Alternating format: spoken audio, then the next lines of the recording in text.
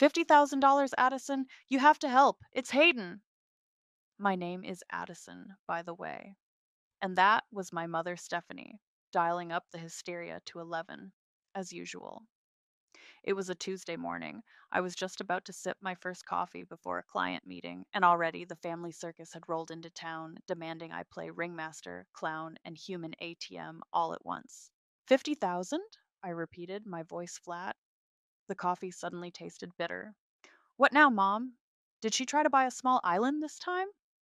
Don't be sarcastic, Addison. This is serious. She got into some trouble online, gambling. Stephanie's voice was a frantic whisper, like saying it too loudly would make it more real. Online gambling, I echoed. Right. So this wasn't like the emergency 5,000 for that photography course that turned out to be a weekend trip to Vegas with her deadbeat boyfriend, or the 10,000 for the business investment in art signal alpaca socks that evaporated faster than her sobriety at a free wine tasting. I didn't say those things. Not yet.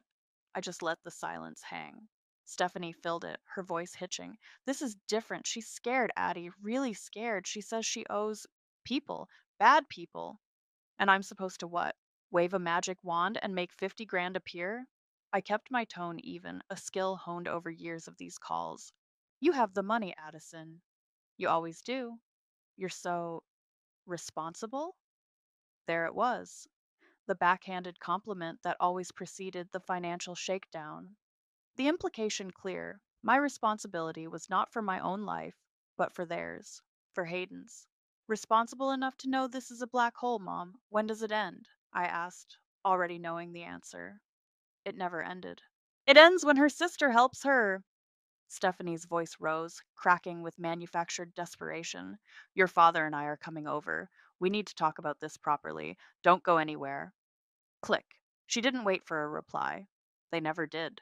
The doorbell rang less than 20 minutes later. I'd barely had time to process, or rather, to reprocess the same old story with a new higher price tag. There they were, Mom, eyes already red rimmed, dabbing at them with a tissue she'd clearly brought for dramatic effect, and Dad, Norman, looking like a man perpetually bracing for bad news, which, with Hayden around, he usually was. He offered a weak, apologetic grimace that I was supposed to interpret as solidarity, but knew was just spinelessness. Addison, thank goodness, Stephanie began, sweeping past me into my small, tidy living room, a stark contrast to the chaos she was bringing. My sanctuary, about to be violated. Dad just gave me that same weak, pleading smile and followed her, his shoulders slumped. Sit down, dear, Mom said, patting the spot next to her on my sofa as if I were the one who needed comforting. I remained standing, leaning against the door frame. It felt more defensive. So, 50,000, I said, crossing my arms. Who exactly are these bad people Hayden owes? Stephanie waved a dismissive hand as if the details were trivial. That doesn't matter. What matters is she's our daughter, your sister, and she's in trouble. Deep trouble. My sister, I repeated slowly, letting the words hang in the air. My sister, who hasn't worked a steady job in her life. My sister, whose idea of budgeting is figuring out which of my old credit cards she can accidentally use online. My sister, who you both have enabled every single step of her disastrous way. Addison, that's not fair, Dad mumbled, finally speaking up, his voice barely above a whisper. He avoided my gaze, focusing on a spot on my rug. We just want to protect her. Protect her? I scoffed, the sound sharper than I intended. Or protect yourselves from her meltdowns when she doesn't get what she wants? Which one is it, Dad? The words were out before I could stop them. Years of this, simmering just beneath the surface, finally bubbling over. Stephanie gasped, clutching her chest as if I'd physically struck her. How can you be so cruel, so unfeeling, after everything we've done for you? Everything I've done for this family, Workyard, you mean? I shot back, my voice rising to meet hers. The down payment on this apartment? My savings? The emergency fund I set up for your leaky roof last year? My bonus? Every little loan to Hayden that was never ever repaid? Straight from my salary, the one I work 60 hours a week to earn. It's family, Addison, Stephanie said, her voice now thick with tears, real ones this time, or so it seemed. Her go to weapon. Family helps each other. It's your duty, your moral obligation. My duty to bankrupt myself for her addiction? Her irresponsibility? I could feel the familiar knot tightening in my stomach, the one that always appeared when they started in on duty and family. She made a mistake, Stephanie cried, her voice escalating. A big one, yes, but she's learned her lesson this time. I know she has. She promised. I almost laughed. A bitter, hollow sound. How many last lessons have there been, Mom? How many promises? I've lost count. We all have. This is different, she insisted, her eyes wide and pleading. She could be in real danger. These people? They aren't like the credit card companies, Addison. And whose fault is that? I asked, my voice cold. Who kept giving her a soft place to land every time she messed up, ensuring she never learned a thing? Dad stood up then, his face grim, a flicker of something I hadn't seen before desperation, maybe even fear in his eyes. Addison, your mother is right. We can't let anything happen to Hayden. You're the only one who can fix this, the only one with the means. Fix it? I stared at them, incredulous. By throwing more money at the problem, that's not fixing it. That's just postponing the next disaster, probably making it even bigger. Stephanie was openly sobbing now, the tissue a sodden mess in her hand. We don't have it, Addison. You know we don't. We've given her everything we could already. We're tapped out. You're her only hope. Our only hope. The weight of it pressed down on me, familiar and suffocating. The guilt trips, the emotional blackmail, the sheer, unadulterated expectation that I, Addison, the responsible one, the family fixer, would always be there to clean up the mess, no matter the personal cost. Stephanie pushed herself up from the sofa, her face tear streaked and blotchy, but her gaze was surprisingly steady, almost hard. She took a step towards me, her voice trembling but firm, each word a hammer blow. There's no discussion, Addison. You will pay this. She's your sister, and if you don't, you'll be tearing this family apart. You'll have her ruin on your conscience. Her ruin on my conscience, I repeated, my voice dangerously quiet. Or on yours for raising a daughter who expects the world to bail her out every time she stumbles. Stephanie recoiled as if slapped. Dad just wrung his hands, his gaze fixed on the floor. Addison, please, he whispered. Just think about it. For Hayden. They left soon after, Stephanie shooting me one last look that was equal parts pleading and accusatory. The silence they left behind was heavy, thick with unspoken ultimatums. My apartment, usually my refuge, felt tainted by their desperation, their demands. The next few days were a masterclass in emotional warfare. Mom called constantly, her voice alternating between tearful begging and thinly veiled threats about my heartlessness. Dad sent short, guilt laden texts. Hayden isn't eating. She can't sleep. She's terrified, Addie. As if I were the one holding a gun to her head, not her own reckless choices. Then came Hayden herself. She showed up at my door, unannounced, of course. Her eyes were puffy, her usually vibrant blonde hair lank and unwashed. She looked genuinely wretched for about 5 minutes. Addie, she began, her voice a pathetic whimper. She even managed to squeeze out a few tears. I'm so, so sorry. I messed up. Big time. I don't know what I was thinking. I just looked at her. No, you probably don't. You rarely do when it comes to money that isn't yours. Her face crumpled. That's not fair. I was just trying to get ahead. Make something of myself. By gambling away $50,000 you didn't have? I raised an eyebrow. Whose money were you planning on getting ahead with, Hayden? Because it certainly wasn't earned. It was a bad streak, she mumbled, avoiding my eyes. I thought I could win it back. Everyone says you have to bet big to win big. Right, and now you want me to bet big on you. Again. She sniffled, dabbing at her eyes. Mom and Dad said you might help. Please, Addie, I'll pay you back. Every cent. I swear. I'm looking into this new online thing. It's like affiliate marketing. Super easy, and this guy says you can make thousands a week, practically overnight. There it was. Not even a full day into her supposed rock bottom, and already chasing the next get rich quick mirage. No remorse, just a temporary setback before the next inevitable disaster.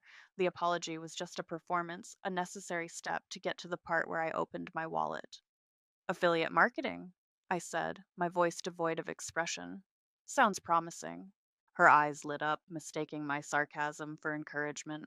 Right? So, if you could just, help with this current mess, I can get started on that and then I'll be sorted. I just stared at her until her hopeful expression faltered. Get out, Hayden. But Addie, get out! She left, muttering about how I was cold and unfeeling, just like Mom always said. The door clicked shut behind her, and I let out a long, slow breath. That night, I couldn't sleep. The words online gambling echoed in my mind. I got out of bed, went to my laptop, and started typing. I wasn't looking for affiliate marketing schemes. I typed in the names of a few popular online casinos, the kind that advertise aggressively. Then I started digging deeper, looking at forums, reviews, warnings. Shady. So many of them looked utterly shady, based in countries with lax regulations, full of stories of people losing everything, of accounts being frozen, of winnings never paid out. How much had Hayden really won and then lost? Or was it all just losses, undeclared, untaxed? A new thought, cold and sharp, began to form in my mind. A way out. Not just for this 50,000, but for all of it. A way to make it stop. Permanently. The pressure from Mom and Dad didn't let up. It was a constant barrage. Have you decided, Addison? Hayden is beside herself. We're all counting on you. Finally, on Friday morning, after another sleepless night, I called Mom. Fine, I said, before she could even launch into her daily guilt trip. I'll do it. The relief in her voice was palpable, almost sickening. Oh, Addison, thank you, thank you. I knew you wouldn't let us down. I knew you had a good heart. I need Hayden's bank details for the transfer, I said, cutting through her effusive gratitude. The account where this debt needs to be paid. She rattled them off immediately, clearly having them ready. She'll be so relieved, Addie. We all will be. You're a lifesaver, truly. I hung up, feeling nothing but a dull ache. Later that day, I sat at my laptop. I logged into my online banking. My savings account, the one I'd painstakingly built for a house deposit for a future that felt increasingly out of reach, stared back at me. $50,000, a figure that made me physically ill. I typed in the amount. I entered Hayden's account details. I triple checked everything. My finger hovered over the confirm transfer button. My parents' voices echoed in my head, Hayden's crocodile tears, years of resentment churning in my gut. With a deep breath, I clicked. Your transfer of $50,000 to Hayden, account number, has been processed. A wave of nausea washed over me. My family would be celebrating right now. Mom would be crying tears of joy. Dad would be patting Hayden on the back, telling her it was all going to be okay. They'd be toasting my generosity, my sacrifice, while already forgetting the cost to me. As the confirmation screen glowed, a grim resolve settled over me. They thought this was the end of it. They were wrong. This was just the beginning. I closed the banking tab. I opened a new one. My fingers flew across the keyboard, typing in a different address IRS Gov. The homepage loaded. My eyes scanned the options. There it was. Report suspected tax fraud. I clicked on it. A small, almost imperceptible smile touched my lips. It wasn't a happy smile. It was the smile of someone who had finally had enough. The online form was surprisingly straightforward. Tell us about the suspected tax fraud, it prompted. Oh, I would. I typed meticulously, carefully choosing my words. I detailed Hayden's chronic unemployment, her lack of any discernible legitimate income for years. I described her lifestyle, the designer knockoffs that weren't always knockoffs, the impromptu trips, the constant stream of new gadgets and clothes, all funded, I explained, by a combination of parental enablement and more significantly, by large, undocumented gifts from me, her sister. The most recent gift, I typed, was for $50,000 transferred on date to cover significant gambling debts. I attached a scanned copy of my bank transfer confirmation. I also attached copies of previous smaller transfers I'd made to her over the years, the ones I'd foolishly labeled loan in the memo line, but knew I'd never see again. I framed them all as gifts because that's what they were in reality, and gifts of that magnitude I knew had tax implications for the recipient if not declared. I laid out a timeline of her financial demands, the escalating amounts, her complete lack of effort to find stable employment.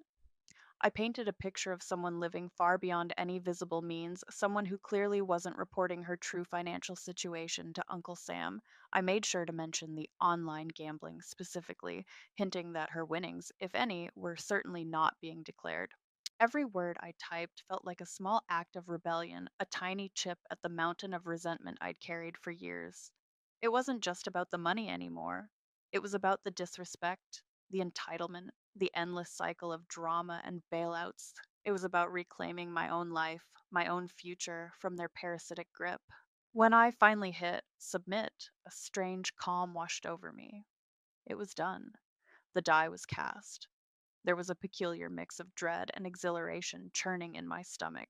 Dread for the inevitable explosion, exhilaration at the thought of finally, seeing some real consequences for Hayden's actions. Life at home, or rather, life in my interactions with my family, returned to a superficial calm. Mom called, her voice syrupy sweet. Hayden is so grateful, Addison. She's really going to turn things around this time. She even bought me flowers. I bet she did. With my money. Dad sent a text. Thanks, Addie. You really came through for us. Us, not Hayden. Us. Hayden herself was conspicuously silent, probably too busy spending the leftover cash from the $50,000, assuming any was actually left after paying off her immediate debt, or perhaps already researching that affiliate marketing gold mine. A few days later, I was working from home, trying to focus on a particularly tedious spreadsheet, when I heard voices from the kitchen. Mom was over, unannounced as usual, ostensibly to drop off some Tupperware I'd lent her months ago. She and Hayden were talking, their voices low and urgent. I wasn't trying to eavesdrop, but my apartment wasn't that big, and their hushed tones carried an intensity that pricked my ears. Told you he wouldn't wait forever, Mom. Hayden's voice was tight with panic. That 50K was just to keep Bodie Lynch from sending someone to break my legs, or worse. Bodie Lynch? The name sent a chill down my spine. It sounded serious, not like Dave from down the pub I owe $100 to. Serious. This sounded organized crime. Serious. I know, sweetie, Stephanie soothed, her voice equally strained. But Addison came through. It's paid. He's been paid. That's what matters. But he knows I can get money, Hayden hissed. He said this was just the interest. He said the principal is still outstanding and he'll be in touch about a payment plan. What am I going to do? Addison won't give me another cent, not after this. My blood ran cold. So, the $50,000 wasn't even the full amount? It was just a down payment to a loan shark? And Mom knew? She knew Hayden was involved with someone named Bodie Lynch, someone who made threats of physical violence, and she still pressured me, guilt tripped me, emotionally blackmailed me into handing over my savings without breathing a word of this far more dangerous reality. The casual cruelty of it, the depth of their deceit, hit me with fresh force. They hadn't just been trying to save Hayden from her own stupidity, they'd been using me as a shield against something much darker, deliberately keeping me in the dark about the true extent of the danger. My resolve, already firm, hardened into something akin to granite. The following Tuesday, exactly 1 week after I'd submitted my online report, the mail arrived. I was expecting a bill, maybe a magazine. Instead, tucked amongst the junk mail was a stark white, official looking envelope. It wasn't addressed to me, it was addressed to Ms. Hayden Summers, CO Ms. Addison Summers, my address. Hayden still used my address for anything important because, in her words, her own mailbox at whatever temporary place she was crashing at was unreliable, or more likely, so she could feign ignorance if anything unpleasant arrived. My heart began to hammer against my ribs. This was it. Hayden happened to be over that afternoon, ostensibly to borrow some milk, but more likely to see if I was still mad at her, or perhaps to subtly scope out if I was a soft touch for future loans. She was lounging on my sofa, scrolling through her phone when I walked in with the mail. Anything good? She asked, not looking up. I sorted through the pile, my expression carefully neutral. Bill, junk. Oh, this is for you. I handed her the white envelope. She took it, a flicker of curiosity in her eyes. She glanced at the return address in the top left corner. Department of the Treasury, Internal Revenue Service? She read aloud, her brow furrowing. What do they want? She slid it open with her thumb, her earlier nonchalance evaporating. Her eyes scanned the first few lines, the color drained from her face. Her hand, holding the letter, began to tremble. What what is this? She whispered, her voice barely audible. She looked up at me, her eyes wide with a dawning, horrified understanding. Addie, what is this? What does it say? I asked, my voice calm, a stark contrast to the panic blooming on Hayden's face. I walked over to the counter, pretending to sort the rest of the mail, giving her space, but every nerve ending was attuned to her reaction. It's it's from the IRS, she stammered, her eyes darting back and forth across the page as if the words might change if she stared hard enough.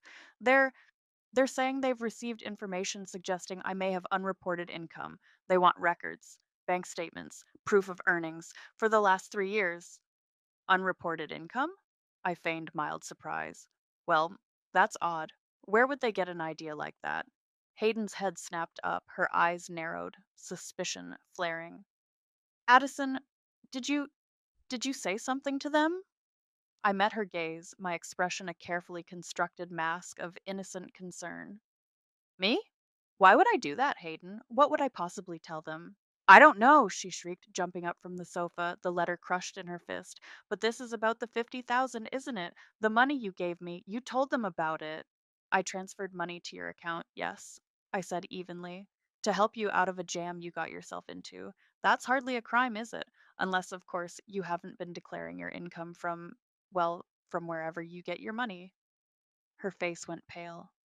I don't have income. Not like taxable income. It's just stuff. Gifts.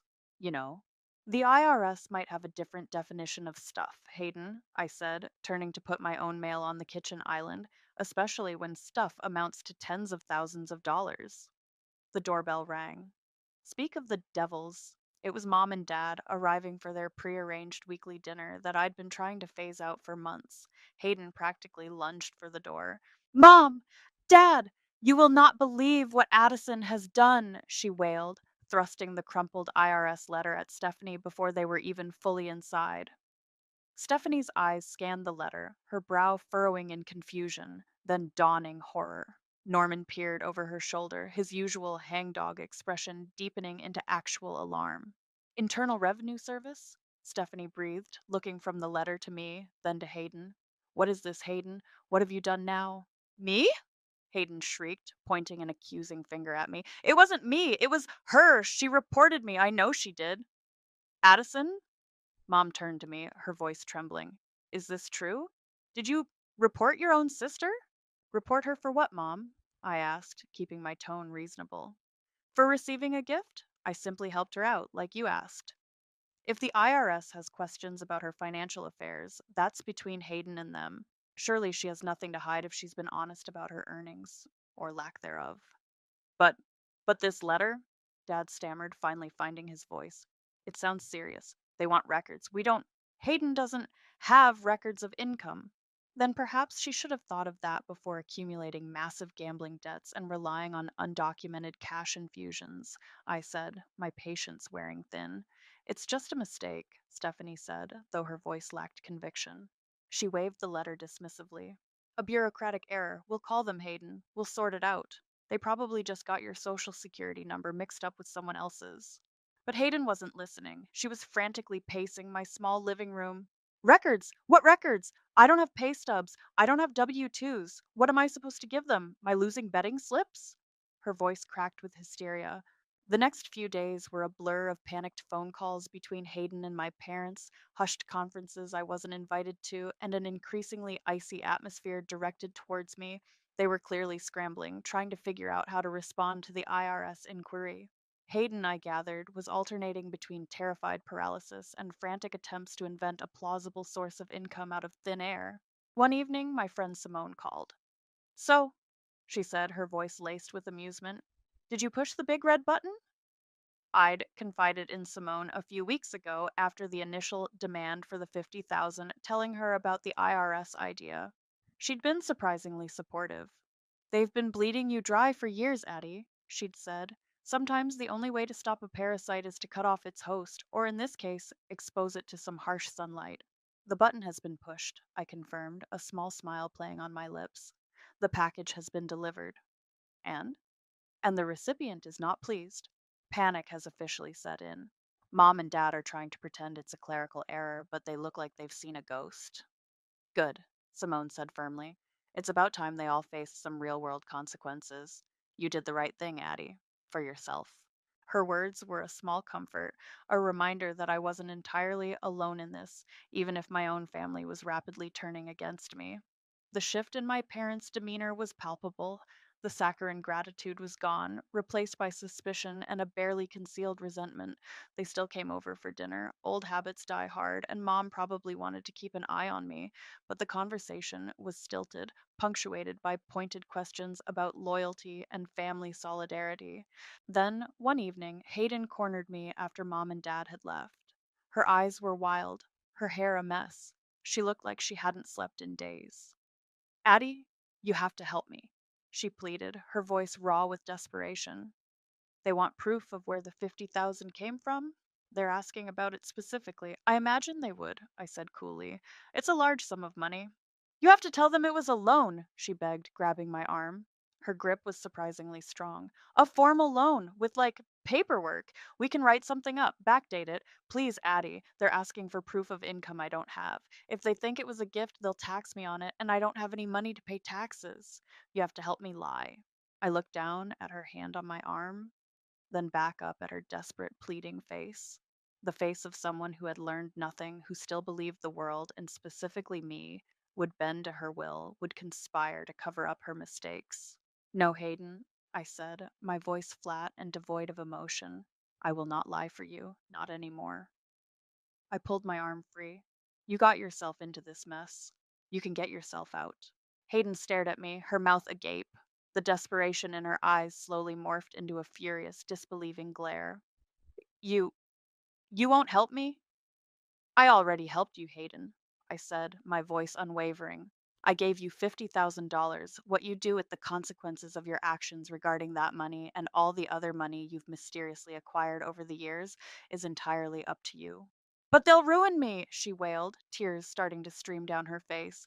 These felt more genuine than her usual performance tears. These were tears of pure, unadulterated fear. I'll owe them thousands, tens of thousands. I could go to jail. Perhaps you should have considered that before you decided to live a life funded by undeclared cash and reckless gambling, I replied, turning away from her. The sight of her distress, which once might have pricked my conscience, now only solidified my resolve. This was what needed to happen. She let out a frustrated scream and stormed out of my apartment, slamming the door so hard a picture rattled on the wall. Good. Let her storm. Let them all storm. I was done being their emotional and financial dumping ground. The next few weeks were an exercise in escalating tension. The IRS, it seemed, was not satisfied with Hayden's initial, no doubt vague and panicked responses. Another letter arrived, this one more demanding, requesting specific bank statements, transaction histories, and a detailed explanation for the large deposit, my $50,000. Mom and Hayden descended upon my apartment like a tag team of torment.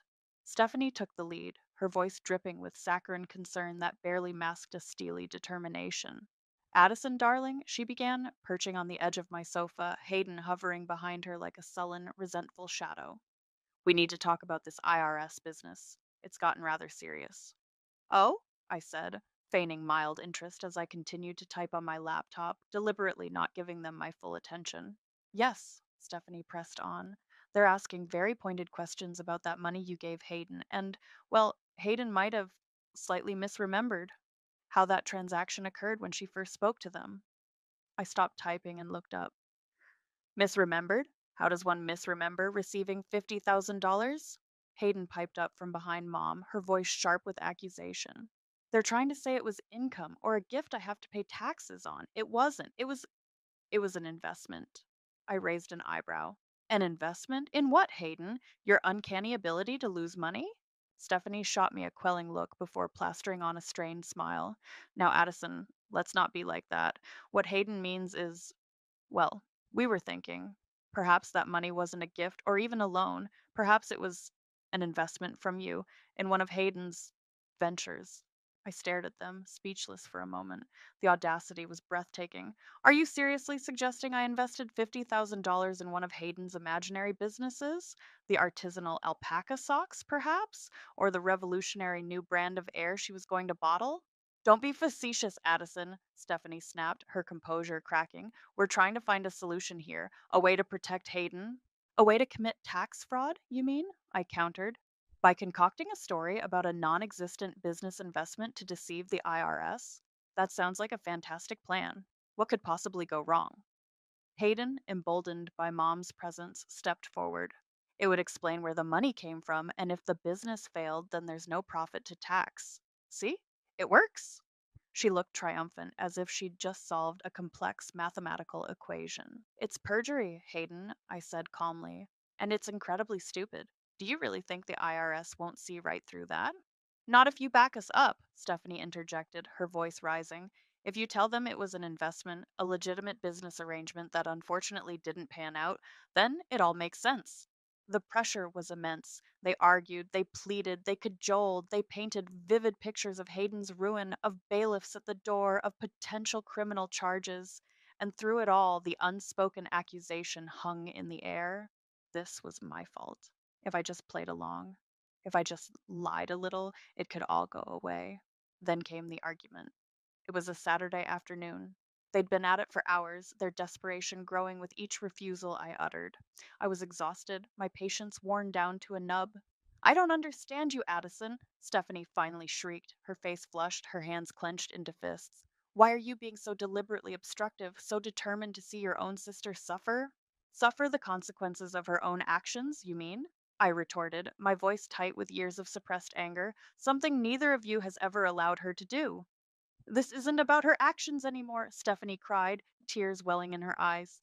This is about you, your jealousy. You've always been jealous of Hayden, haven't you? Because she's prettier, more popular, because life comes easier to her. I actually laughed, a harsh, bitter sound. Easier? Because you hand her everything on a silver platter while I work my fingers to the bone to clean up her messes? That's your definition of easier? Suddenly, Stephanie's expression shifted. The anger drained away, replaced by a look of profound, theatrical sorrow. Tears began to stream down her face. It was you, wasn't it? She whispered, her voice thick with accusation. This whole thing, it was your idea. What are you talking about? I asked, wary of this new tactic. That $50,000, she said, her voice trembling. You, you forced it on Hayden, didn't you? You told her it was for some shady business deal of yours. You were trying to use her, weren't you? To launder money or something sordid like that.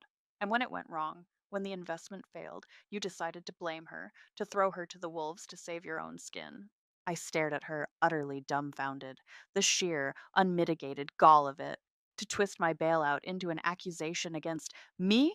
To paint me as the criminal mastermind and Hayden as my innocent pawn? It was a new low, even for them.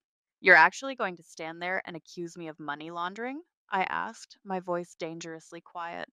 It's the only thing that makes sense, Stephanie sobbed, fully committed to her performance. Why else would you be so determined to see her investigated? You're trying to deflect suspicion from yourself. Before I could even formulate a response to this outrageous accusation, my phone rang. I glanced at the caller ID. Unknown number. Normally, I'd ignore it, but something made me answer. Hello? Is this Miss Addison Summers? A calm, professional male voice asked. Yes, speaking. Ms. Summers, this is Agent Edwin Rose with the Internal Revenue Service Criminal Investigation Division. I'm calling regarding the financial affairs of a Ms. Hayden Summers. We've received some statements, and there are, let's just say, some serious discrepancies regarding a $50,000 transaction we'd like to clarify. We'd like to request your presence for an in person interview at your earliest convenience. My blood ran cold. Criminal Investigation Division, Stephanie and Hayden, who had been watching me with a mixture of fear and triumph, suddenly went very, very still. The air in the room crackled with unspoken dread. An in person interview? I repeated, my voice carefully neutral, though my heart was hammering. I glanced at Mom and Hayden. Their faces were ashen. Stephanie's jaw had literally dropped. Yes, ma'am, Agent Rose continued, his tone polite but firm. We believe you may have information crucial to our investigation. Would Tuesday at 10 a.m. work for you at our downtown office? Tuesday at 10 is fine, I said, already picturing the documents I'd need to gather. Will you be sending a confirmation with the address? We will. Thank you for your cooperation, Miss Summers. He hung up. The silence in my living room was deafening. Stephanie stared at me, her eyes wide with a new kind of fear, the theatrical tears forgotten. Hayden looked like she was about to be physically sick. Criminal Investigation Division? Stephanie finally whispered, her voice hoarse. Addison, what have you gotten us into? Me? I raised an eyebrow. I believe Hayden got herself into this, with a little help from your enabling mom, and your latest brilliant idea to accuse me of money laundering probably didn't help matters if they were listening in, though I doubt they tap the phones of ordinary citizens for routine tax inquiries that escalate due to non cooperation. That last part was a guess, but it sounded plausible. They think we're criminals, Hayden choked out, sinking onto the sofa, her bravado completely gone. Well, Hayden, I said, gathering my composure, a cold sense of purpose settling over me, lying to federal agents, which is what you were just proposing I do, is a crime. Perhaps it's time you all started taking this seriously. I spent the next few days preparing. I wasn't just gathering documents, I was arming myself. I printed out every bank statement showing transfers to Hayden, highlighting the dates and amounts. I compiled a list of her major emergencies over the years, the ones that had required substantial financial intervention from me. I even found old emails from mom and dad, pleading Hayden's case, begging me to help, inadvertently creating a paper trail of their knowledge and complicity in her financial recklessness. I was building a fortress of facts, and I intended to be unshakable. On Tuesday morning, I walked into the sterile, imposing IRS building downtown. Agent Rose was older than I expected, with a kind face that didn't quite match the steely resolve in his eyes. He led me to a small windowless interview room.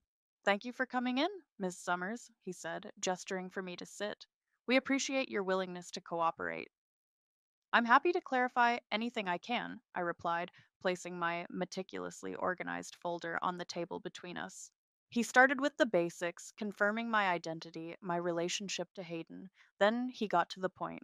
Ms. Summers, we're investigating discrepancies in your sister Hayden's declared income, or rather, lack thereof, over the past several years.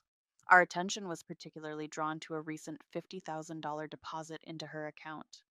That was from me, I stated calmly. And what was the nature of this payment? Agent Rose asked, his gaze steady. It was a gift, I said, to help her with significant gambling debts she had incurred. He made a note. A gift. Your sister and your parents have provided conflicting accounts of this transaction. Initially, your sister claimed it was savings she had accumulated. Later, she, along with your mother, suggested it was an investment you made in a business venture of hers. I allowed myself a small, wry smile. Ah, yes, the business venture. I believe that was their latest attempt at creative accounting. No, Agent Rose, it was a gift, one of many I've given her over the years to bail her out of financial trouble. I have documentation if you'd like to see it. I opened my folder and laid out the bank statements, the emails. I walked him through the history, calmly and factually, detailing the pattern of Hayden's irresponsibility and my family's relentless pressure on me to be her perpetual safety net. I didn't editorialize, I let the facts speak for themselves. Agent Rose listened intently, occasionally asking clarifying questions. He examined the documents I provided with a keen eye. He seemed particularly interested in the emails from my parents. This paints a rather different picture, Ms. Summers, he said after a while, leaning back in his chair. A much more consistent one, I might add, than what we've heard so far from your family. I imagine it does, I replied. He then asked about Hayden's lifestyle, her spending habits, any known sources of income. I told him what I knew, which was mostly a lack of any legitimate work. I didn't mention Bodie Lynch by name. I didn't need to. The gambling debts and lack of declared income were enough. Let them uncover that particular viper's nest on their own if Hayden was foolish enough to bring it up, or if their investigation led them there. My goal was to sever my financial ties and see Hayden face consequences for her tax obligations, not to get her kneecapped. The interview lasted nearly 2 hours. When it was over, Agent Rose shook my hand. Thank you, Ms. Summers. Your testimony has been very helpful. I walked out of that building feeling lighter than I had in years. I had told my truth, backed it up with evidence, and it felt good. Later that week, I heard through the family grapevine, which was now more of a choked vine, given the circumstances, that Hayden, Stephanie, and Norman had all been called in for individual interviews as well. I could only imagine the contradictory, panicked stories they must have told. Norman, I heard from a reluctant aunt who called to check in, pump me for information, had apparently become very withdrawn and was barely speaking to anyone. The pressure was clearly getting to him. A few days after their interviews, my phone rang. It was Agent Rose. Ms. Summers, he began, his voice professional but with an undertone I couldn't quite decipher. I'm calling to follow up on our conversation and the subsequent interviews with your family members. Yes, I said, bracing myself. Based on your testimony, the documentation you provided, and the significant, frankly irreconcilable inconsistencies from your sister and parents, we are proceeding with a full audit of Ms. Hayden Summers' finances for the past 3 fiscal years. We will also be assessing substantial penalties against her for failure to declare income and for the undeclared $50,000 gift. My breath caught in my throat. It was happening. Furthermore, Agent Rose continued, his voice hardening slightly, given the attempts to mislead IRS investigators with fabricated stories about business investments, we may also need to look into potential charges of obstruction and making false statements against your parents, Stephanie and Norman. Their attempts to cover for your sister have put them in a precarious legal position. Obstruction, false statements against mom and dad. The net wasn't just closing on Hayden, it was widening to ensnare them all. A cold wave washed over me, a mixture of grim satisfaction and a surprising, faint tremor of something else. Pity? No, just the stark realization of the magnitude of what I had set in motion. The official determination letter arrived about a month later, not at my address this time. It went directly to Hayden, presumably at mom and dad's, where she'd officially taken up residence again, a cuckoo in their rapidly emptying nest. The fallout was instantaneous. My phone exploded with calls from mom, each one more hysterical than the last. I let them go to voicemail. Then came the texts, a barrage of furious, misspelled accusations. Finally, they showed up at my door. All three of them. I knew it was coming. I'd been steeling myself for it.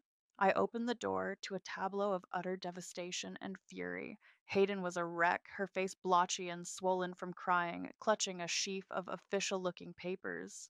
Stephanie looked like a woman possessed, her eyes blazing with a terrifying maternal rage. Norman just looked broken, aged 10 years in a few short weeks, his shoulders slumped, his face a mask of weary defeat. You? Stephanie shrieked the moment she saw me, lunging forward.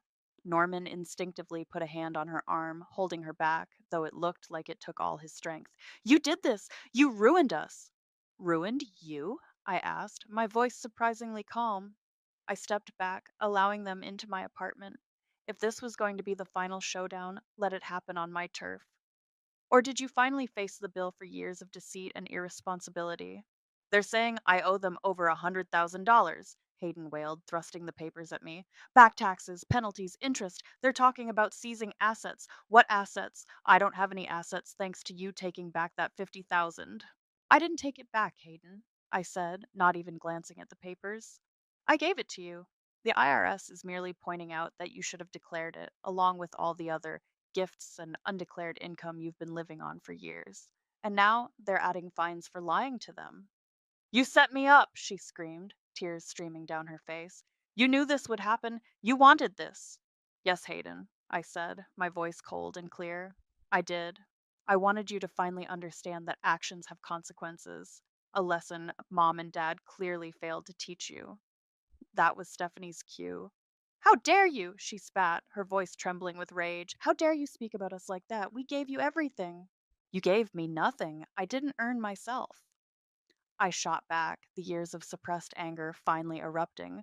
What you gave Hayden was a free pass to be a leech. You enabled her, coddled her, protected her from every mistake, ensuring she grew into a 30-year-old child incapable of taking responsibility for anything.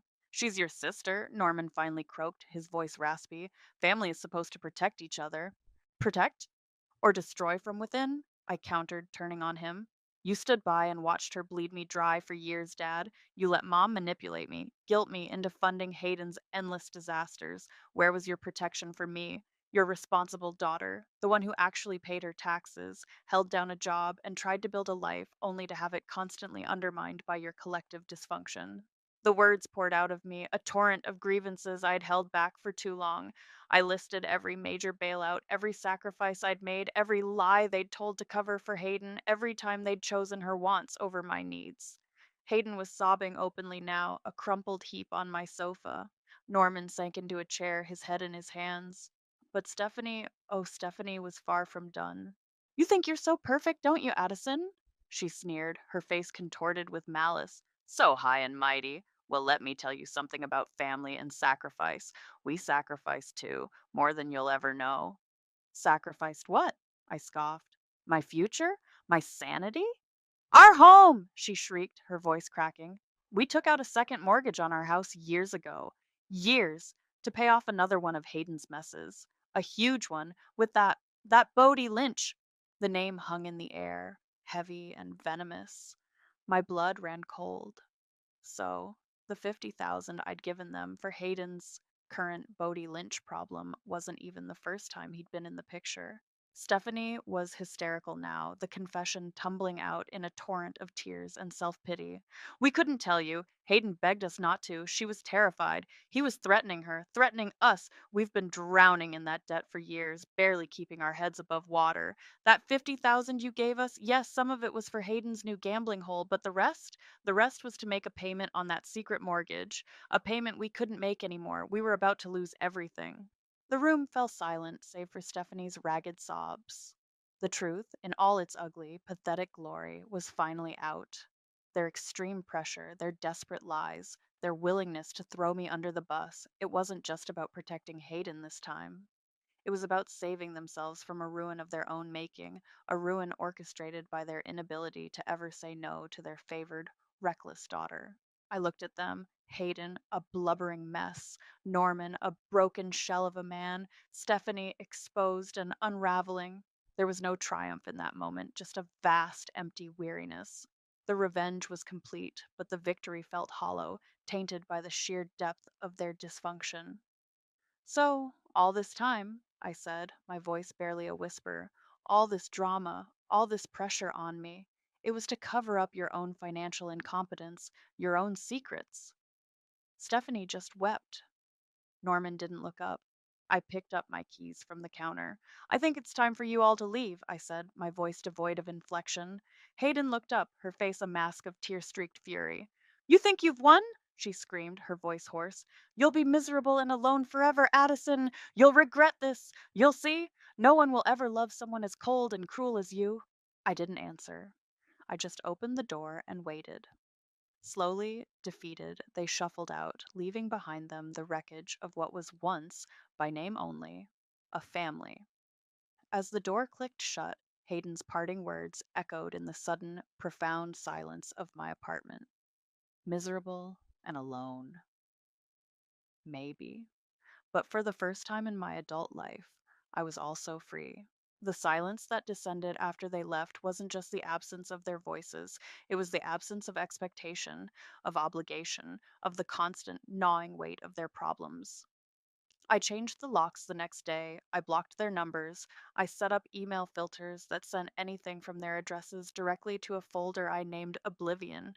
It felt like performing an exorcism on my own life. Simone called a few days after the big blowup, having heard a garbled third hand account from a mutual acquaintance who'd gotten an earful from a distraught Stephanie. So, Simone said, her voice cautious, the mushroom cloud has settled? You could say that, I replied, swirling the wine in my glass. I was sitting on my balcony, watching the sunset paint the sky in hues of orange and purple. It was peaceful. The city's still standing mostly. My part of it, anyway. And them? Last I heard, Hayden was trying to declare bankruptcy, but the IRS isn't exactly sympathetic to oops, I forgot to declare hundreds of thousands in gifts and gambling proceeds and then lied about it. Mom and dad are apparently scrambling to deal with the second mortgage fallout and the distinct possibility of those obstruction charges Agent Rose mentioned. Their social circle has suddenly become very small. Karma's a patient accountant, isn't she? Simone mused. Takes her time, but her ledger's always balance. Indeed, I said, taking a sip of wine, and her interest rates are brutal. Life settled into a new rhythm, a quiet rhythm. At first, the silence was jarring. I'd catch myself bracing for a frantic call, a tearful demand, a manufactured crisis. But the phone remained quiet. My email inbox was blessedly free of their drama. The knot in my stomach, the one that had been a permanent resident for as long as I could remember, slowly began to unwind. I started investing in myself, literally and figuratively. The money I was no longer pouring into the black hole of my family's irresponsibility went into a proper investment account. I enrolled in a pottery class I'd always wanted to try. I started hiking on weekends, exploring trails, breathing fresh air, clearing my head. One Saturday, about a season after the final confrontation, a thin, plain envelope arrived. No return address, but I recognized Dad's spidery handwriting.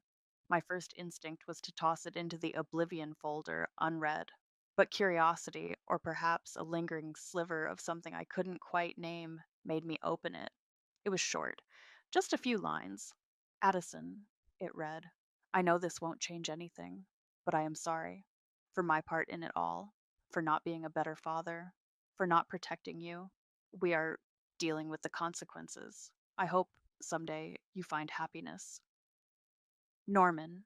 I read it twice. It wasn't an apology designed to reel me back in. There were no excuses, no deflections, no guilt trips. Just a simple, stark admission. I folded the letter and put it in a drawer. I didn't reply. There was nothing to say. Acknowledging his pain wouldn't lessen mine, nor would it magically repair the years of damage. But it was a period at the end of a very long, very painful sentence. The news about Bodie Lynch trickled through eventually, not from my family, but from a news clipping. Simone forwarded me a small article about a crackdown on illegal lending operations. His name was mentioned, no details about Hayden's involvement, thankfully for her, but it was clear his enterprise was being dismantled. Whether he ever came looking for Hayden's outstanding principal, I didn't know, and frankly, didn't care. That was her storm to weather. I saw Hayden once, unexpectedly. I was in a discount department store looking for new towels. She was behind a checkout counter, wearing an ill fitting store vest, her usually vibrant hair dull, her nails unmanicured. She looked tired, worn down. Our eyes met for a fleeting second, a flicker of recognition, then shame crossed her face before she quickly looked away, focusing intently on scanning a customer's items. I paid for my towels at a different register and left. There was no satisfaction in seeing her like that, just a quiet affirmation that choices have cost. Sometimes, late at night, when the city outside my window was hushed, Hayden's final words would echo faintly. You'll be miserable and alone forever. Was I alone? Yes, in a way. The family I had known was gone, shattered by their own hands with a final push from mine. But miserable? No. I looked around my small, tidy apartment. My pottery attempts, lopsided but colorful, sat on a shelf. Photos from my hiking trips were pinned to a corkboard. My finances were stable, my future my own to design. The quiet in my life wasn't emptiness, it was space. Space to breathe, to grow, to build something new, something just for me. They called me the architect of their consequences. They were right. It was a heavy blueprint to draw and an even heavier one to build. But for the first time, my own house felt stable, built on foundations they could no longer shake. The silence in my life wasn't empty. It was the sound of freedom. And it was, in its own way, profoundly, deeply satisfying.